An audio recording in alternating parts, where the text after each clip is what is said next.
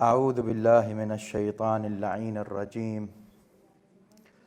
بسم الله الرحمن الرحيم. وبه نستعين، وأفضل الصلاة والسلام على أشرف الخلق والمرسلين، حبيب إله العالمين المؤيد أحمد أمجد أبو القاسم محمد.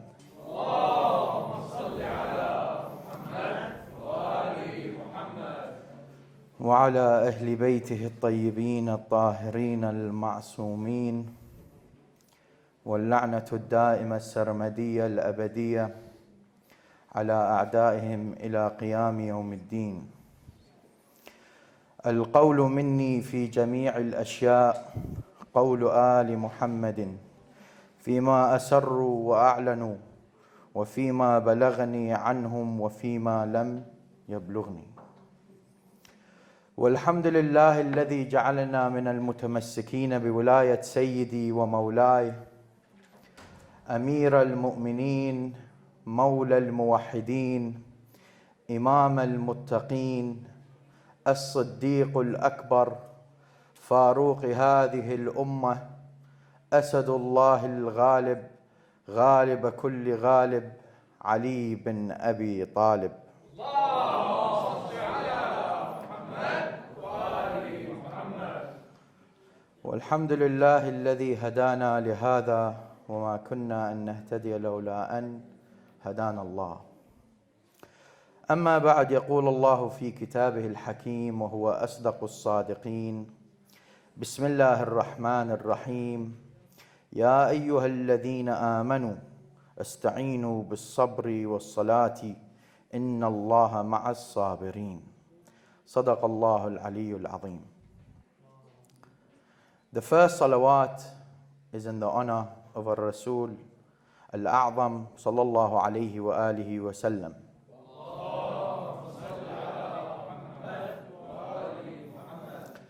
The second is in the honor of Amir al-Mu'mineen Ali bin Abi Talib.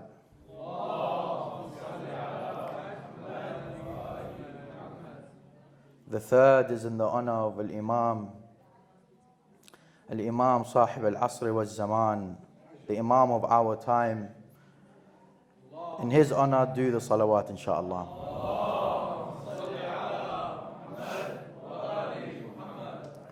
I greet you all with the Islamic greeting, Assalamu alaikum wa rahmatullahi wa barakatuh. It's from the Sunnah of Rasulullah and the Imams alayhim assalam that when you do salawat, your salawat needs to be, your voices needs to be raised inshaAllah. So to motivate you, there's a poem I've recited before, but I'll recite it today, inshaAllah. The poet says, أهل بيت طهروا من دنس وهم في الخلق أسباب النجاة. أهل بيت طهروا من دنس وهم في الخلق أسباب النجاة. رؤساء الدين أقطاب الهدى ولهم في الحشر أسمى الدرجات. وإذا ما ذكروا في مجلس كانت الأملاك فيه نازلات. وليمحى كل ذنب عندنا ارفعوا أصواتكم بالصلوات. اللهم صل على محمد وآل محمد. Sabr, patience. When we go back to the Quran, and Allah subhanahu wa ta'ala talks about the lives of the prophets, the lives of the previous messengers, previous righteous slaves, servants of Allah, and the prophets, the likes of Nuh, Adam, Isa, Ibrahim, and our prophet. It talks about their life, but it's more focused on not just telling us a story. It's not just about stories. It's to give us examples from their lives, how they dealt with their communities, how they reached their objectives, what was the way that they achieved it, how did they deal with each circumstance. And we see this always happening in their lives, and they're going through trials and tribulations. But there is one thing that's always in the center of their success and victory, and that is sabr, patience.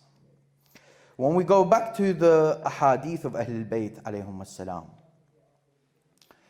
we see when they talk about patience, it's as if to say, you have a superpower if you have patience. Honestly, it's like superpower. It's exaggerated excessively in the riwayat. Sabr, sabr, sabr. Everything we go through and every other attribute that we need as believers always comes back to one thing: sabr. Tawakkul, sabr. Jihad, sabr. Fasting, sabr. Salat, sabr. Dealing with our community, our family, our friends, sabr. Dealing with our children, brothers and sisters, sabr. Always comes back to sabr. It's at the foundation of Iman. So today, inshallah, we want to talk about, so the title of the lecture is The Patience for Freedom. The Patience for Freedom. So in this lecture we will talk about how to connect the two and what is required of us to do so that we have patience. How do we acquire real freedom? And what's the connection between patience and freedom? It's from the culture, and by the way, brothers and sisters, like I said, any questions, just put your hand up, put the mic, and then ask ahead. So it's interactive, inshallah. I'll be asking questions as well. So within the culture of the muhaddithin, so the masters of hadith. When we say masters of hadith, we're saying they are narrators of hadith. They have mastered the sciences of hadith. You would see what they would do is, for example, a good example of this is Shaykh al-Saduq. He's a 4th century scholar. He is someone that is known to have, so he was born because of the dua of Imam al-Mahdi, Ajjallah Farajahu al-Sharif. And he has many important works that have actually reached us. He has a book called Al-Amali. The culture of Al-Amali, and by the way, he wasn't the only one that wrote a book like this. You have also Shaykh al-Mufid, also another classical scholar, Shaykh al-Tusi, another classical scholar. You also have Sharif al-Murtada, who Musa got me the book recently. But to be honest, when I started reading it, it was like reading Chinese. Because his book was more specific about balagha of the Arabic language, tafsir, and it was, it's a book that was very hard to understand. But Shaykh al-Saduq, in his Al-Amali, he has different chapters. So each chapter will start, for example, it says, Majlis al-Khamis Ashar. Khamis Ashar al-Khamis wal-Ashrun, sorry. So Majlis number 25. And he says, so the one that's narrating the book will be saying, for example, that he narrated to us, for example, in this example here, he says, in Mashhad, علينا أملا علينا بطوس بمشهد الرضا علي بن موسى عليه السلام. So it was in Tus, and then he tells us the year, the date, and everything. So we get a very good description of when it happened and why he will be narrating certain narrations. So for example, in this chapter, he starts to talk about Imam al-Rida, because where is he? In Mashhad. When it's the day of, for example, the 10th of Muharram, he talks about matters that are concerning to Ashura. So what I'm trying to do here today is follow that culture, the culture of the muhaddithin. So what we want to do is we're going to focus on one hadith, but we're bringing different ahadith from various different books to kind of give us a better understanding of the narration that we're talking about. Everyone's with me? Yeah? Okay, so the narration that we will start with, I will go through the chain. And this is because it's important that we understand the importance of the chain of narrators. So the book starts, the narration is in the book of al-Kafi. So I'm going to ask everyone a question. Okay? Show of hands, I want to know who knows al-Kafi. Okay, so we got roughly just under 10. So the author of al-Kafi, the reason why I'm asking is, look, brothers and sisters, we all agree on one thing. إني تارك فيكم الثقلين كتاب الله وعترتي أهل بيتي. Right? What is the closest thing, or the closest thing to Ahl al-Bayt that we have with us right now? Now, of course, we have the Imam of our time, but he's an occultation. The closest thing we have to the Ahl al-Bayt alayhum as-salam is the ahadith of Ahl al-Bayt that reached us. So, al-Kafi was written by a scholar in the 4th century. His name is Muhammad bin Yaqub al-Kulayni al-Razi. He narrates from his chain to Imam al-Sadiq. So he says, عِدَّةٌ مِّنْ أَصْحَابِنَا, meaning a number of our companions. Now, when a muhaddith does this, I'm doing this so, inshallah, you can go back to these books of hadith. And when you're reading, you're not getting confused. What do you mean, a number of our companions? What does that mean? A number of our companions, usually every muhaddith is talking about a specific teachers that he had that goes back to a specific narrator. What he's doing here is he doesn't want to constantly mention who the narrators are. So he's basically just cutting it short. But we do know who the narrators are from other scholars. For example, we have from al-Allama al-Hilli in his book Khulasat al-Aqwal. Now he was a 8th century scholar, so he's about 400 to 500 years after al-Kulayni. But he does say, he says al-Kulayni, when he says iddatun min ashabina, and he's going back to, so the chain goes like this, so just we're all in the same understanding. If you don't understand, just tell me, I'll go over it, it's not a problem. A number of our companions have narrated from Ahmad bin Muhammad bin Khalid.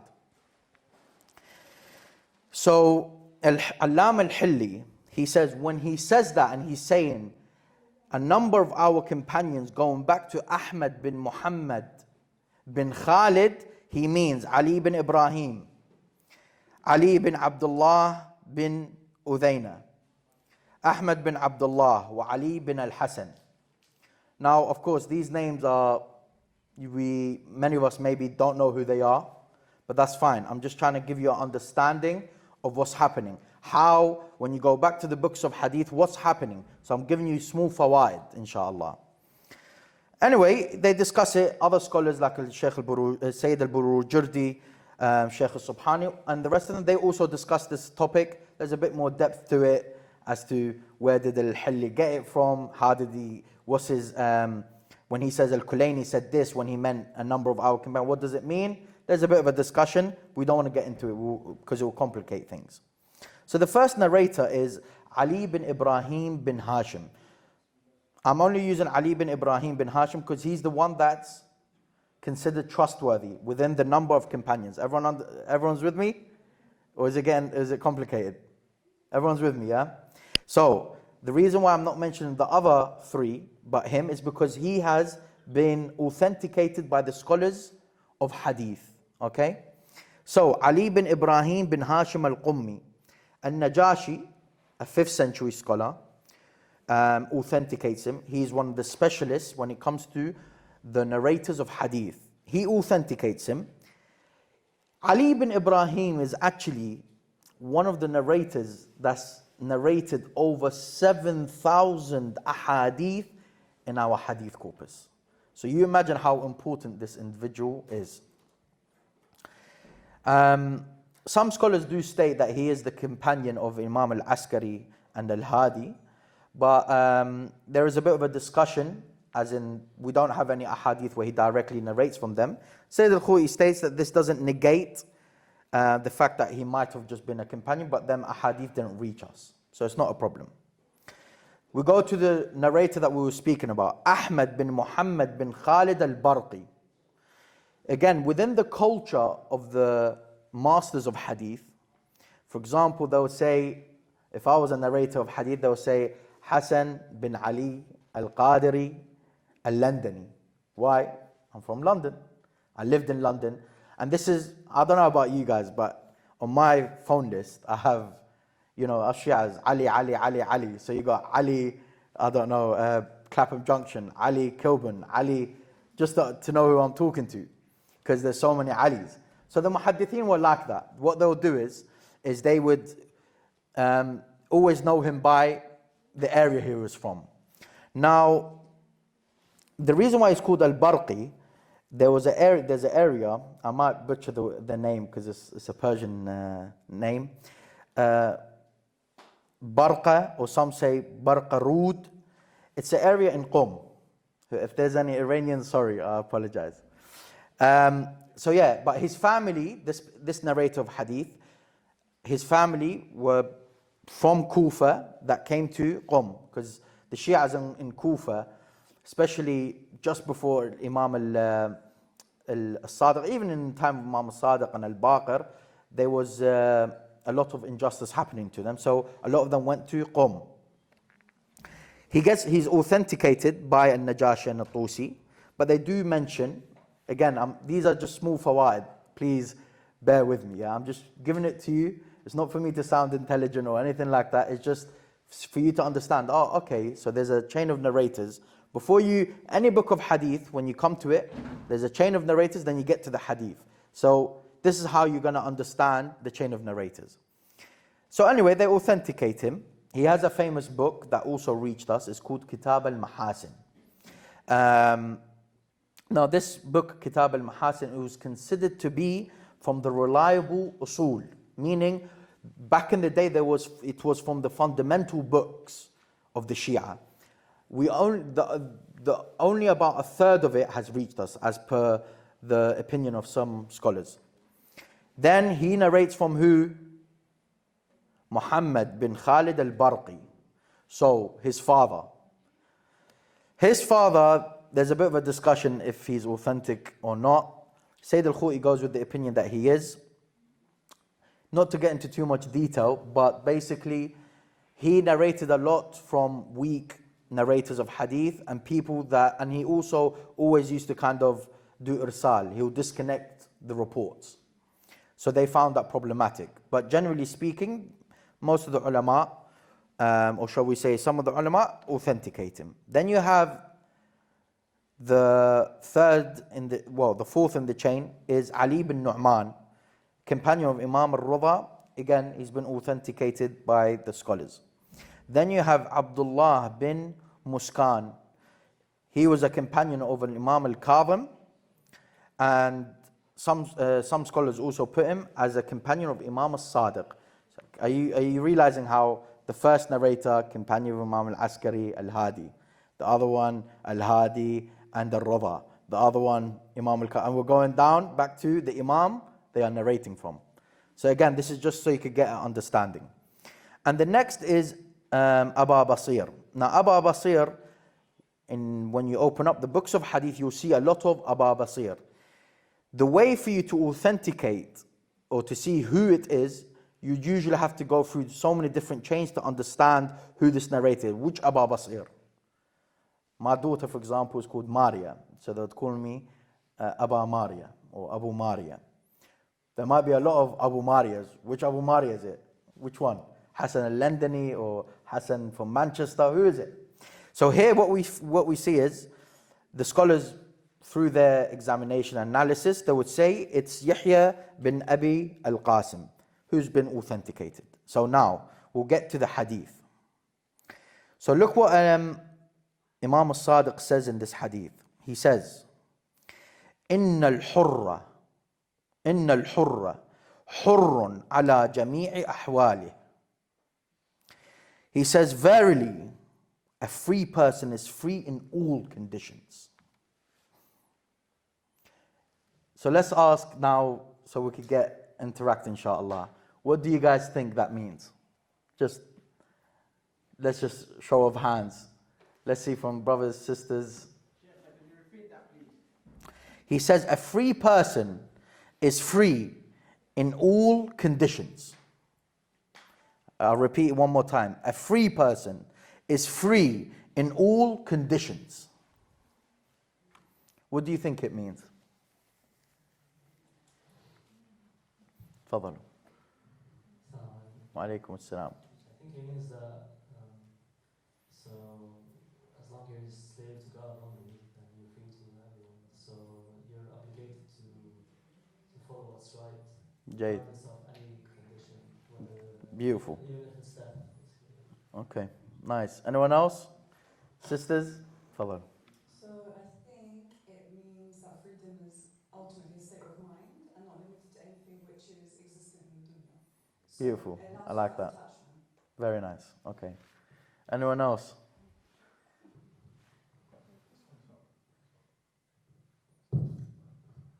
I think it means you're free no matter any circumstance or situation. You're free in a mind where your iman is undisrupted and nothing can change it. Nothing can affect it. جيد. Very nice. Anyone else? تفضل. I actually have a question about the chain of hadith. Yeah. How many separate chains do you need to have for a hadith to be necessarily authenticated? Also, doesn't you mentioned something like one of them I think was a weak. Yeah, so we're talking about Muhammad bin Khalid al-Barqi, the father of the narrator that we spoke about. Doesn't everyone need to be considered? No, so he's considered authentic by Shaykh al-Tusi, a specialist, and Sayyid al-Khu'i authenticates, and so does al-Allam al-Hilli. People kind of understand what al-Najashi, another specialist that lived in the time of al-Tusi, where he basically says that, I'll go back to it here. He basically says that, bear with me 1 second. He basically says weak in hadith, not he is weak in hadith. So it's like saying Hassan is not strong, right? In hadith. That's what he's saying. He's not saying he's a liar. He's saying, or that he is weak himself. He's saying he's weak in hadith. There's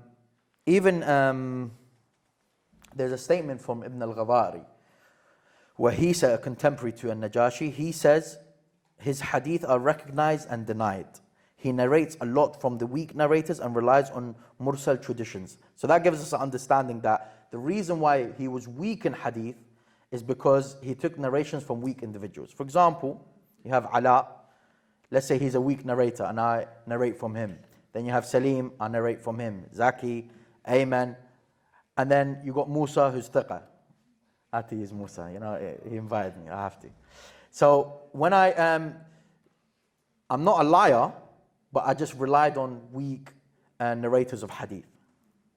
And as for how many chains, that goes into the discussion of Khabr al-Wahid and Tawatur. And that's a bit of a long discussion. But generally speaking, nowadays, most of the scholars, they accept, even if it's a singular narration. Okay, so anyone else wants to comment on the words of the Imam? A free person is free in all conditions. So I'll tell you what, there's a commentary done. Oh, sorry sister, تفضل. Salam Sheikh. Wa alaykum as-salam. You said in Arabic في كل أحواله, but in English in all conditions. So is it in his حال, in أحواله, or في كل الأحوال? Yeah, his conditions, yeah. So in the conditions that he lives in. Okay. You should be a scholar of hadith. You're very daqiq. That was good. Okay, so I'll tell you that there's a scholar, his name is al-Mazandarani. He has a book that is a commentary on al-Kafi. So what the narration we're talking about is in al-Kafi. Al-Kafi being the book of Muhammad bin Ya'qub al-Kulayni. He compiled these narrations and put it in his book al-Kafi, okay? He basically does a sharh, a commentary on all of the reports in al-Kafi. Look what he says. By the way, I think all of you more or less got it right on a certain level. Okay? He says, al-hur, the free, is opposite of a slave. And the meaning of it here is the one who saved himself from servitude of psychological or mental desires and bodily pleasures and from the worldly chains of beauty. Does everyone understand what he's saying? He's saying you are, first of all, he's explaining al-hur is someone that doesn't have a master. But we all have masters, right? We all do, realistically. But he's saying, but here in this meaning, is that you are not a slave to your mental, psychological desires and bodily pleasures. And from the worldly chains, so the beauty of this world. So you're not shackled by the beauty of this world. But then he continues. Musa's going to like this one. He's into the spiritual stuff, yeah? And to direct the spiritual self to witnessing the divine light and the secrets of the Lordship. Allahu Akbar. Sallu ala Muhammad wa ali Muhammad. So true freedom isn't what it's been said in this generation. In this generation, no, I want to go and have fun. No, I want to dress like this. I want to eat like this, drink like this, go out to places like this. They think this is freedom. But the reality of it is that understanding of freedom can never be true. In any society, in any community, because whatever community you go to, whatever country you go to, there's always laws and legislations. So you don't have total freedom. It's just, so freedom can never mean that. So when someone says, I want freedom, that's not what we're saying. No one can mean it like that. It doesn't work like that. For example, I don't know about you guys, when you're driving down Kilburn High Street, it's 20. I definitely don't want to drive 20. I want to drive 30. It does my nothing. But that's the law and I follow it. Freedom isn't how the West tells us. But I'll ask you something, and with the current situation that's happening now, Allah is a witness upon you all. Do you not see that the people of Palestine, specifically I'm talking about because of what's happening currently, are they not more free than all of us here? Have you ever seen any video of them complaining? I haven't seen it. Not one single video. Have you seen what's been happening on social media? I don't know if you've seen it or not. Do you know how many non-Muslims have become Muslim because of the events that's happening? They're like, these people are not moaning. They're not complaining. A bomb comes down, alhamdulillah.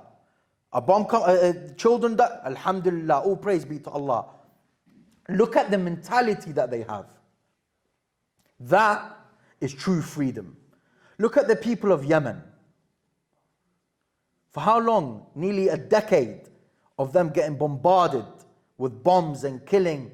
Look how poor they are. Wallah, they're more free than us. They are more free than us. And that is true freedom. Look at Imam al-Qadri, who his martyrdom is coming up. Who remembers Harun al-Rashid?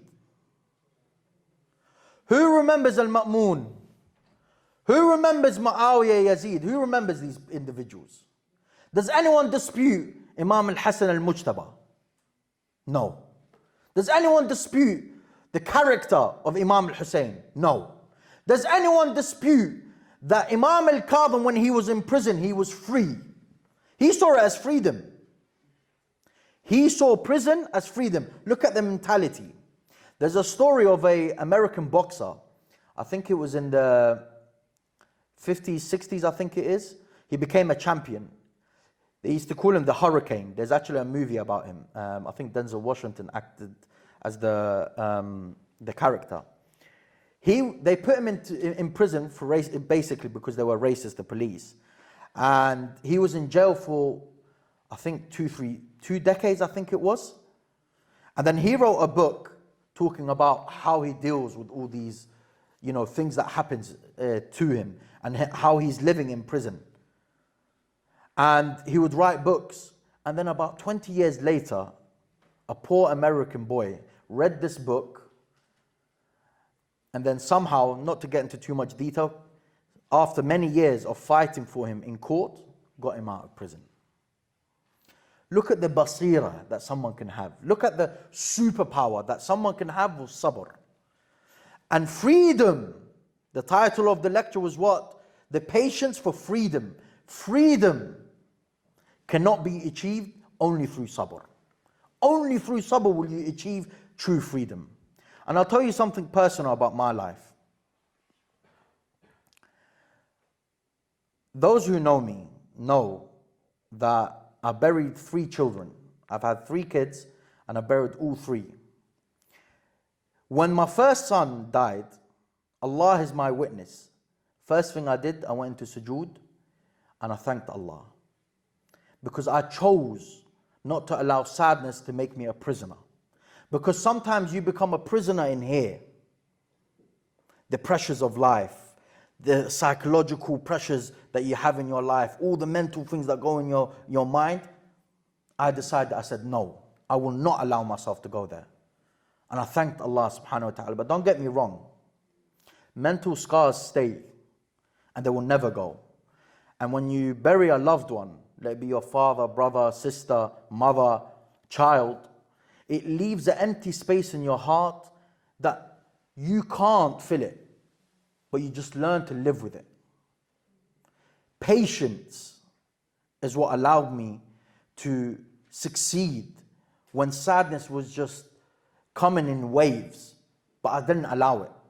And that's how I got through all of this. And by the way, I'm not patient in everything in my life. You could talk to my wife, she'll tell you I'm definitely not patient in everything in my life. But patience is what will help you succeed in everything. Now, I'll tell you, just as from the smallest of things. You're about to go to uni, okay? And you're walking to the bus stop, a car goes by, it was raining, you get wet. Astaghfirullah wa atubu ilayk. You're about to get to the bus stop, the bus goes. From the smallest of, if you nurture yourself and you start to build patience in your life, you're free. Nothing will get in you. What can they do? I mean, look what they've done to the Palestinians. Look at everything that they've done. Are they defeated? No. They're patient. Patience is truly a superpower. Look at the prophets, Musa, Isa, Ibrahim, Nuh, and our Prophet sallallahu alaihi wasallam, and Amir al-Mu'mineen, and the Imams. Patience. Patience is what will help you succeed and get to victory. Anyway, but there's actually a beautiful story about al-Mazandarani, the scholar that wrote the commentary of al-Kafi. Interesting, it was funny because I translated the quote here of his commentary of what freedom is.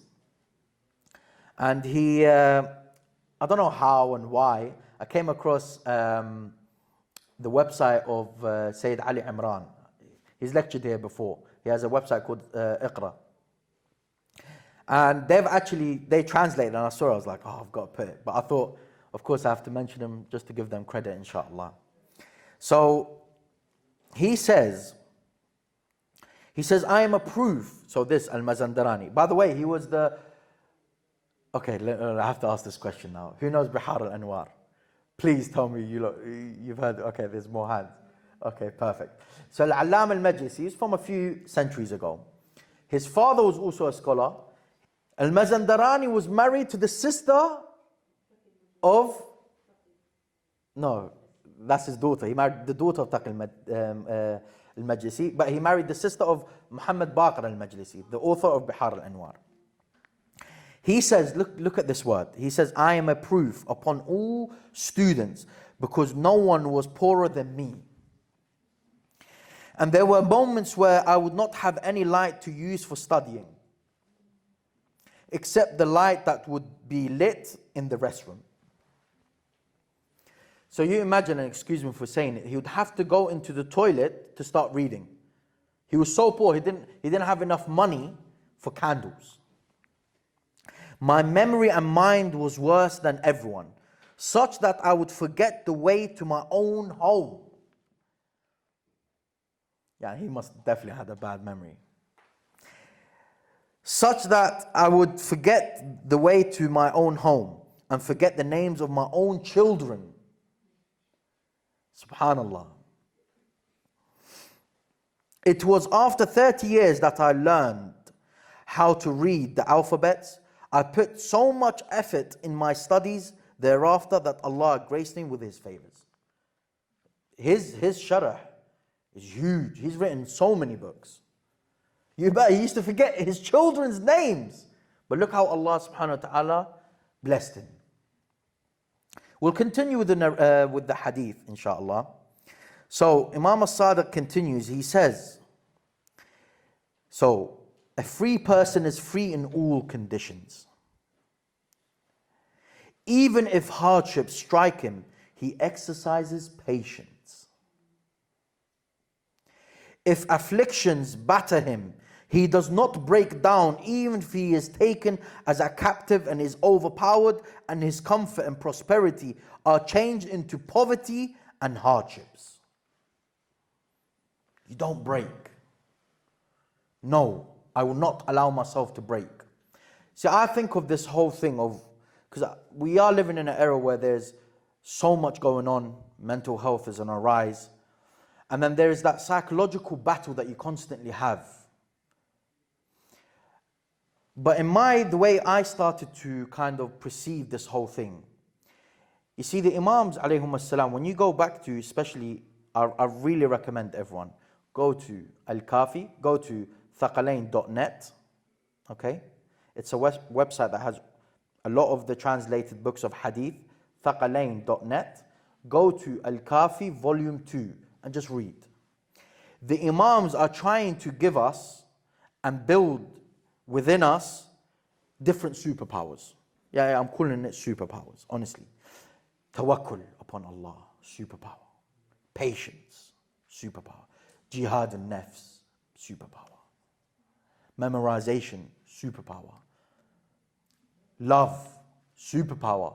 Hate towards the correct things to hate. Injustice, oppression, poverty, and so on. They teach us all these. Even, by the way, many of us think that arrogance is fully bad. No, it's bad in most cases. But our Imams teach us that it's not bad against the tyrant. Being arrogant against the tyrant is not bad. It's a good thing. So they try to build, they're molding their Shia. This is what you need to do. This is what even the Quran, why is it giving you all these stories? Build you until you have all these superpowers. Because truly, if you have all of this, you'll go through life, nothing bothers you. All that's in front of you is Allah subhanahu wa ta'ala. All you want is Allah subhanahu wa ta'ala. All you want to reach is the perfection that the Imams and the Prophets reached. That's all you want to reach. But sometimes when I think about, as I was saying, sorry, I went a bit off track, but I think of it like this, because I have family that have been through mental health problems, and mental health has really affected their life. The way I see it is this. You have the Quran and the Sunnah that gives you these tools to build your psychological, metaphorical castle. See, back in the day when they used to build the fortress or the castle, their main aim is no one can get in when an army wants to attack, and I can attack them. Arrows can't hit me, but my arrows can hit them. So you've got to think of it like this. I am building a castle. When I'm building this castle, nothing can get through. Sadness doesn't get through. Frustration doesn't get through. Anger doesn't get through. I will not allow anything to get through because I've built such a powerful fortress. And there's a nice, beautiful hadith attributed to Imam al-Sadiq, where he says, the heart is a fortress, and that fortress is only for Allah subhanahu wa ta'ala. So once that fortress, the only thing that enters it is Allah, how does anything else affect you? And we're seeing it in live action in Afghanistan, in Palestine, Iraq, all of these countries that are war-torn, right? Anyway, we'll continue. And the Imam says, So we'll go back the whole way just so in case anyone forgot. A free person is free in all conditions. Even if hardships strike him, he exercises patience. If afflictions batter him, he does not break.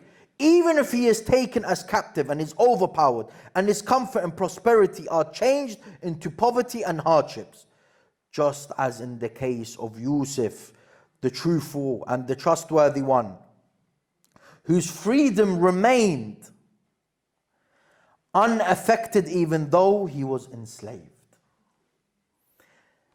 Prophet Yusuf alayhi salam, what happened to him? His brothers left him in a well. He was taken as a slave. Then the whole thing happened with Zulaykha. He went into jail. Okay, everyone's probably picturing the series. He went into jail. He was free. He was thanking Allah to going to prison. So he says, whose freedom remained unaffected even though he was enslaved, taken as a captive and overpowered. The darkness and the loneliness of the world did not harm him, nor did all that he went through until Allah granted him favors. Now listen to this. He made the insolent tyrant into a slave for him after his being his king. He set him free and made the whole nation be kind to him. This is how patience yields goodness. You know, I don't know if you've seen it. I saw this on social media. I thought it was a really beautiful thing. And it showed a perspective of patience. I think in America they have the UPS. UPS? Is it UPS? They do the deliveries. You see them around here as well in central London. And I don't know what state it was, but you could tell it was very hot. So this delivery man would always come and just throw it. The people have a ring camera, yeah, the one in front of the house, and every time he's throwing it. I mean, most of us, I don't know, maybe on a bad day, I'll put like, Habibi, what are you doing? Please, what are you doing? But they chose not to do that. What they did was, they left a small, I think it was a small fridge or something, with snacks, cold drinks. And this guy comes, and sweating and everything, and he's about to throw it, and he sees a big sign saying, you're welcome to free drinks and snacks. And he comes, and he takes the stuff, and it was like, you see it, like his face, sometimes you can tell a lot by the body language. His face changed. And then he kind of like, you could see from his body, I mean, no one interviewed him afterwards, but you could see he grabbed the parcel and just put it down, took a few bottles of water and so on and snacks, and went on with his day. So see how patience sometimes can really change things, and how if you do have patience, how it can change the circumstances, a lot of different circumstances in your life. So he says, this is how patience yields goodness. You must exercise patience and settle your soul upon patience, and you will certainly be rewarded. So this is the Imam telling us how. Fadal. Yeah, a question. Yeah. You see, that sort of patience, what's the method? What's the method for that sort of patience? You know what? That's a good question. Because it's different type of patience in different type of situations. Yeah, I think every situation, like I said, when I buried my children, alhamdulillah, I'll be honest with you, sometimes I wonder where it came from, but I had patience. But then the little things in my house, I don't have patience. It's just like, and you're thinking, why do I not? So in every situation, but I'll be honest with you, like, now that I've been married for a few years now, yeah, I think this is just a small example. You have to practice it. So for example, I'm the type of person, if I put something here and someone moves it, I'll go crazy. I can't handle it. And my wife will be cleaning or something, I'll come back from work and she's moved it. Why did you do that? But then it's kind of more like after throughout the years, you realize like, listen, it's not a big deal. She moved it, she was cleaning. She doesn't need to concentrate at every single, like you don't have to be, a robot. So it's all about, for example, I'll tell you what does help. Fasting regularly and praying regularly. Praying the sunnah prayers. Salat al-Layl especially.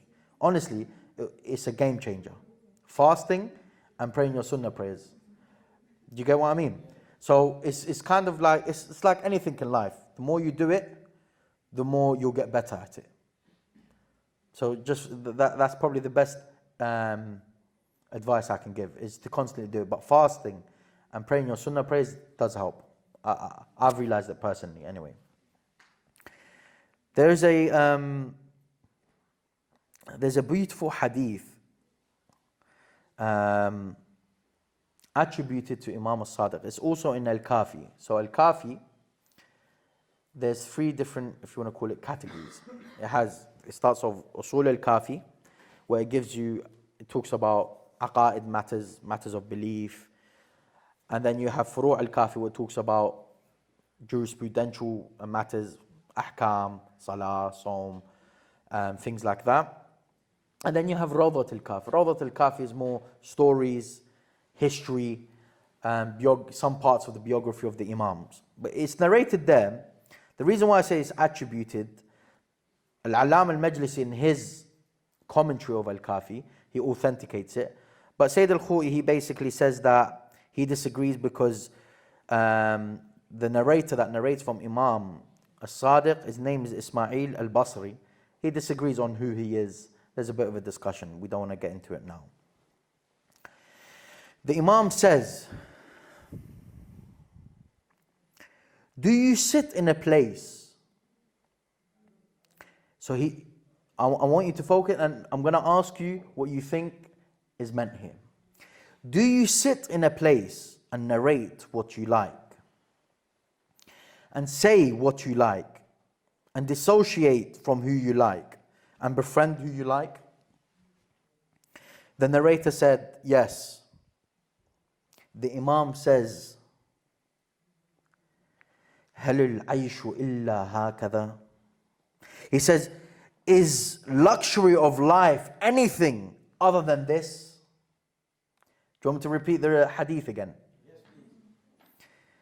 So he asks, Imam al-Sadiq is asking, صلوا على محمد وآل محمد.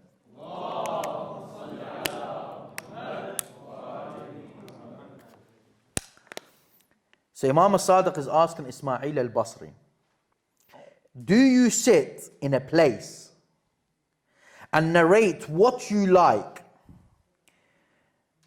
and dissociate from who you like and befriend who you like?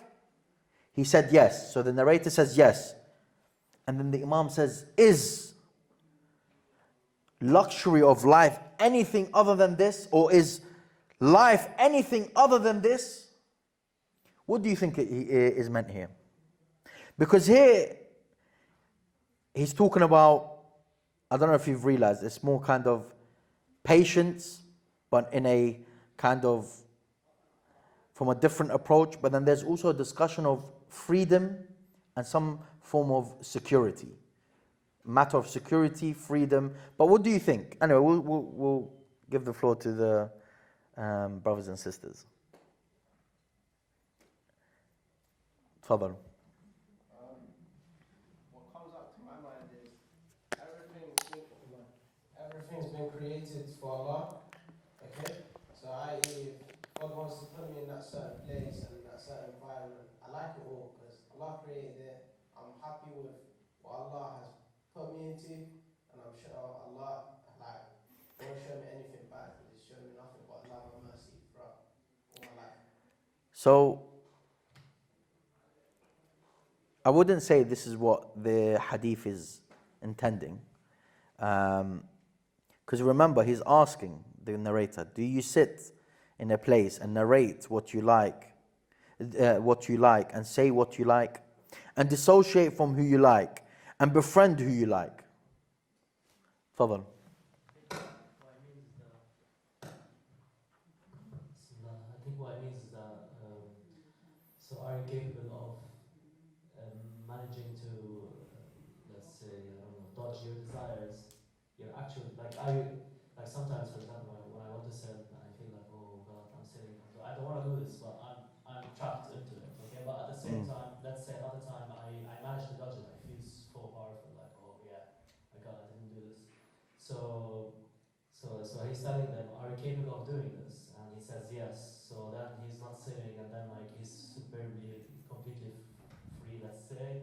So yeah, I think so. I don't know.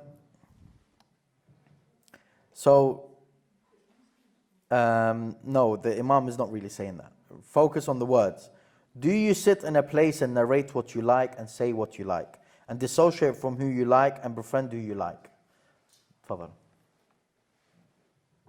So you've mentioned something about having sabr and hurriya, freedom. Yeah. So for you to be away from what you like and narrate what you like, you have sabr. And it's mentioned that after sabr is finished, so you're making sure that you have sabr and patience because Yeah. you know you are gonna have that faraj afterwards. And freedom, as in you have that capacity of controlling your mental and spiritual, No. and know that you have the freedom to choose that to be away from something, or you know what I mean, right? Yeah. No, I get it. I don't think you're wrong, but you're not completely right. Okay, but you're currently doing better than the brother's side. Musa, tafadhal.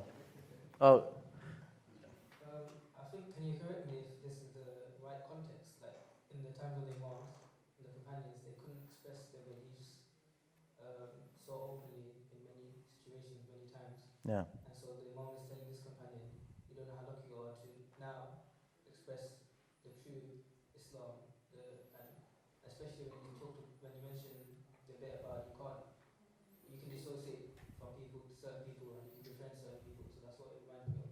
Is that yeah. So brother Tanvir is 100% right. The Imam is talking about. He's talking about. Tafadhal.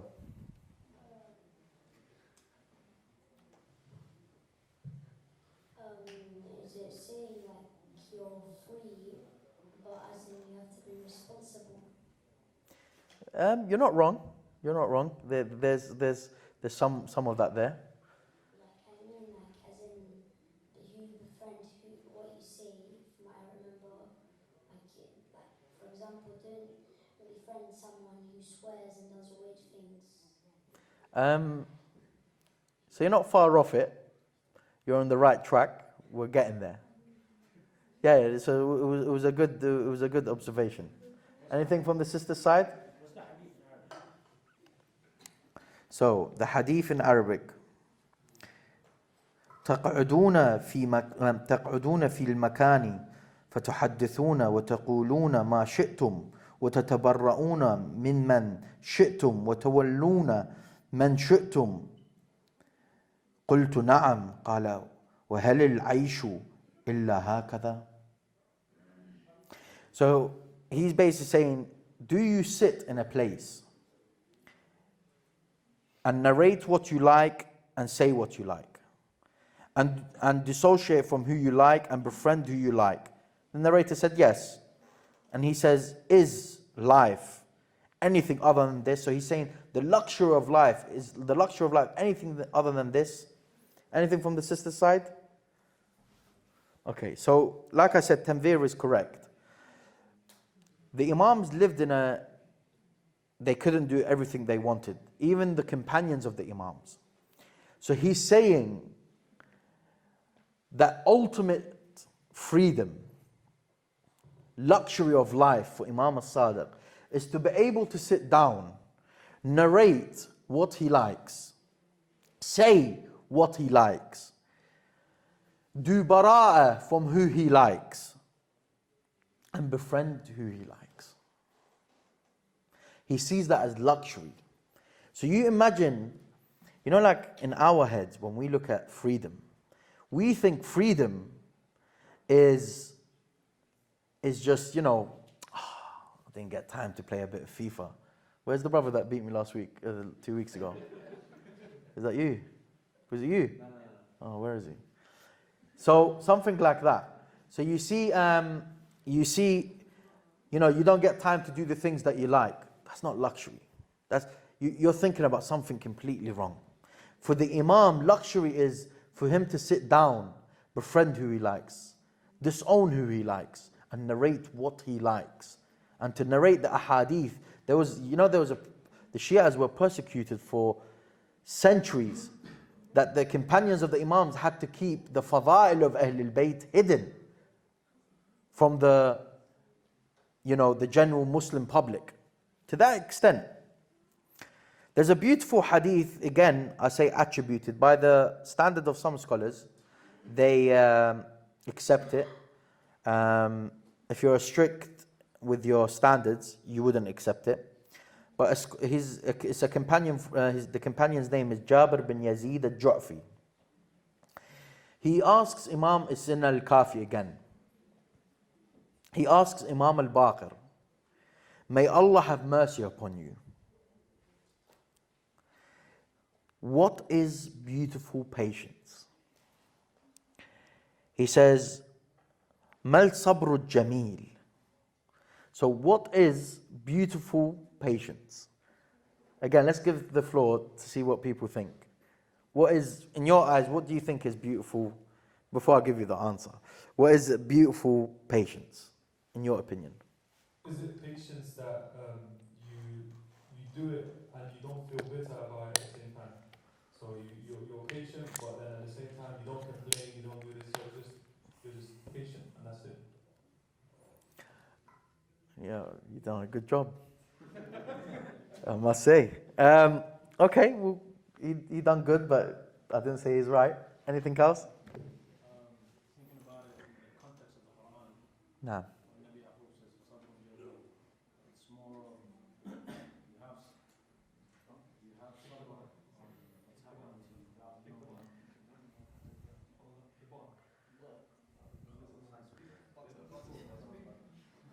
His question, you butchered his question. Allah yatil afiyah.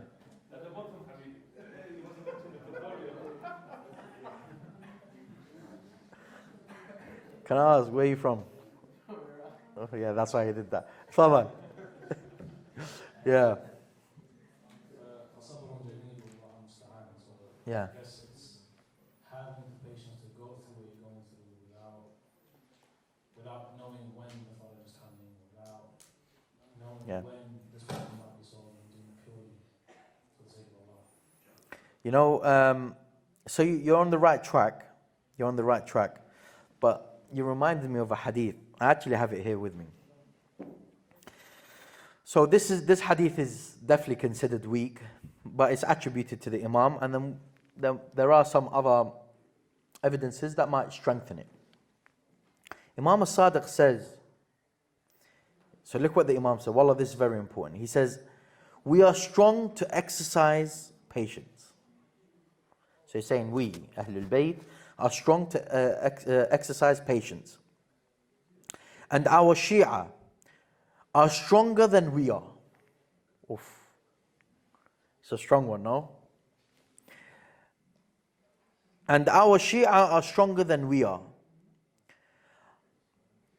I then said, so the narrator of hadith, may Allah keep my soul in service for your cause. How have your followers become stronger than you are? I mean, how is it possible? Look up from what perspective the Imam answers. It's just to follow up what you're saying. Wallah, it's a beautiful hadith. He says, it is because we exercise patience in the matter that we already know. But our Shia, exercise patience in matters of the reality of which they have no knowledge of. Are you understanding what the Imam is saying? So this hadith attributed to the Imam, he's saying, Shias are stronger than us in exercising patience. Because we have been given the divine knowledge. They are infallible. We're not. We don't know when something is going to happen and how it's going to happen. Not to say that the Imams know everything in the future, but what we get from the ahadith is that they have an understanding of, or a general understanding of the future. Is that the Imam is basically saying, because we don't know the reality of things, we have no knowledge of it, but yet we exercise patience. And you imagine for how many centuries our Imam is in occultation, yet we're exercising patience.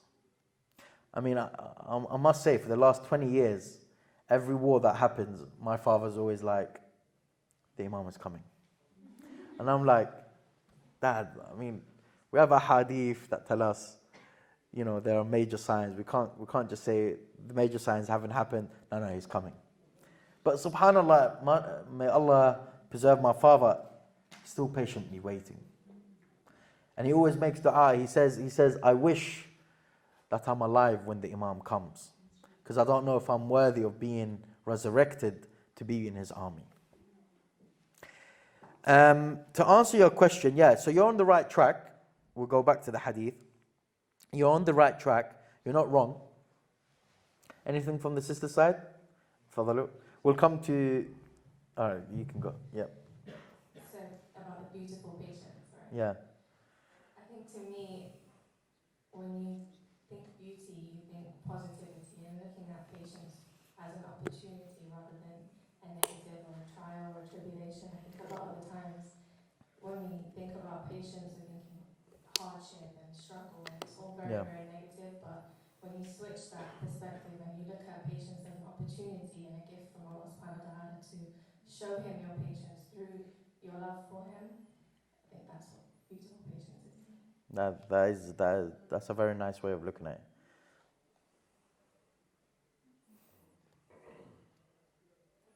Yeah, so my point is an extension of yours, where for me beautiful patience is a complete conviction and submission to God's plan, and it being an exercise for you to become closer to God, and to do so with tawakkul, ultimately practicing a sense of grace, which is what makes it beautiful.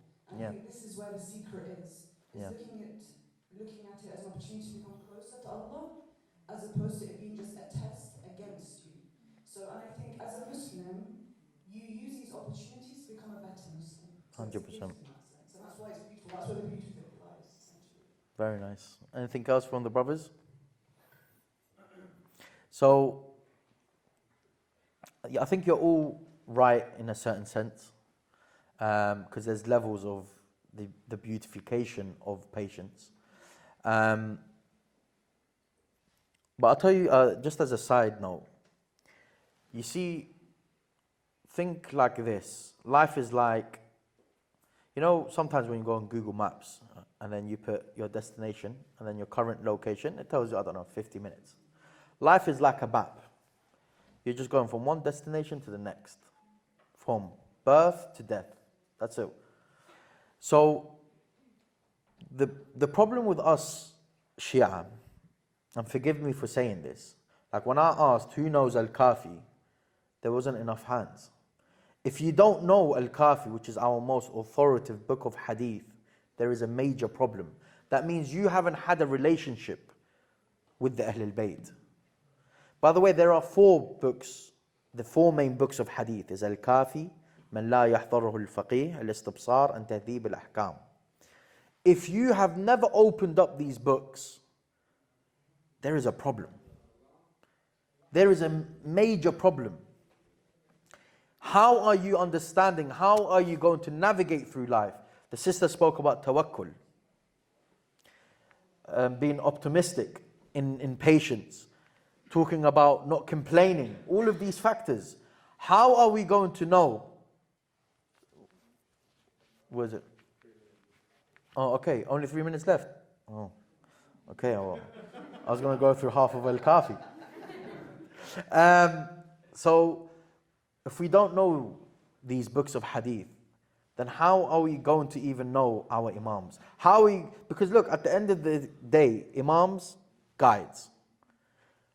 We don't know what the guide is telling us or where to go. We don't know how to do tawakkul. how to achieve tawakkul, how to achieve patience. That is a problem within itself. We have to go back to these books.